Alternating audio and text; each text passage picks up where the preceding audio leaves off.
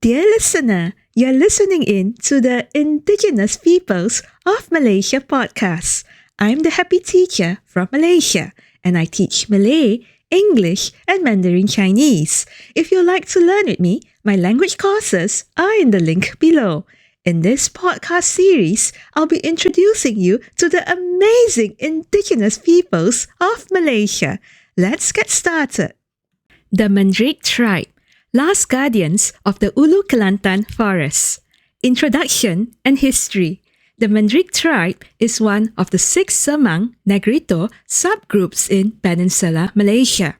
They inhabit the interior of Hulu Kelantan, especially Kampung Kuala Lah in Gua Musang area, Kampung Pasir Linggi and Kampung Sungai Tako in Kuala Krai area, as well as a handful of small hamlets in western Narathiwat in Thailand. A 2023 field census recorded the population at about 600 people, making them one of the smallest Orang Asli communities in the country. Archaeogenetic research suggests that Mendriq ancestors have lived along the Titiwangsa Range for at least 40,000 years, making them among the earliest inhabitants of Peninsular Malaysia. Physical characteristics. The Mendriq people are short, generally under 155 centimeters tall, dark skin with fine curly hair, broad faces, and low bridge noses. A 2015 public health study showed that adult Mendriq have the lowest hypertension rate among all Semang groups, only 16%. Yet, dietary changes after resettlement have led to abdominal obesity in roughly 27% of adults. The Mendriq language. The Mendriq language, also called Mendriq, belongs to the Northern Aslian or Jahaic branch and is now thought to have fewer than 200 fluent speakers. It distinguishes 3 low tones and still retains several uncommon pre-nasalized stops. Unlike Jahai, Mendriq has a much smaller olfactory vocabulary, and about 60% of teenagers reportedly replace traditional terms with Malay words, accelerating the language endangerment. Belief system. Traditional Mendriq spirituality centers on forest spirits called Hame and on ancestral souls revered in the annual Puja Pantang ritual. This 3-day ceremony, held every January, halts all daily activities and bars outsiders from entering the village. In traditional medicine, community members use forest herbs such as sengkawang leaves and tongkat ali roots to treat wounds and fevers. Traditional technology. As former nomadic hunter-gatherers, the Mendriq are highly skilled at tracking animals by reading the smells of damp earth, tree sap, and bird calls. They recognize at least 62 medicinal plant species and construct resin traps and rattan snares to catch mouse deer, porcupines, and squirrels. Although blowpipes still exist, snares are now more widely used because they are easy to reset. Traditional food. The Mendriq diet relies on the forest's abundant resources.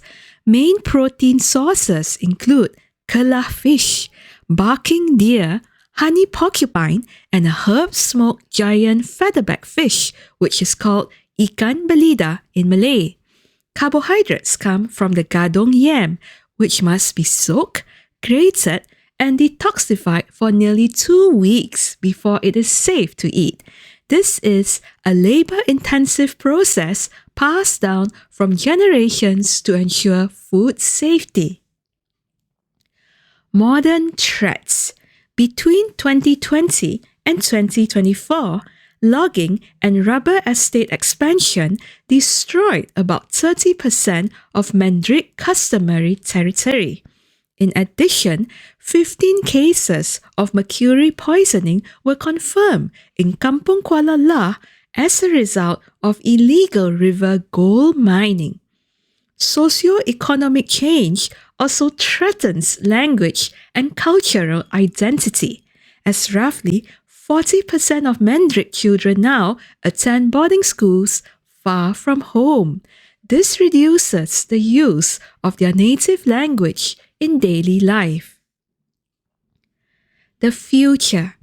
Several initiatives are underway to safeguard Mendriq heritage.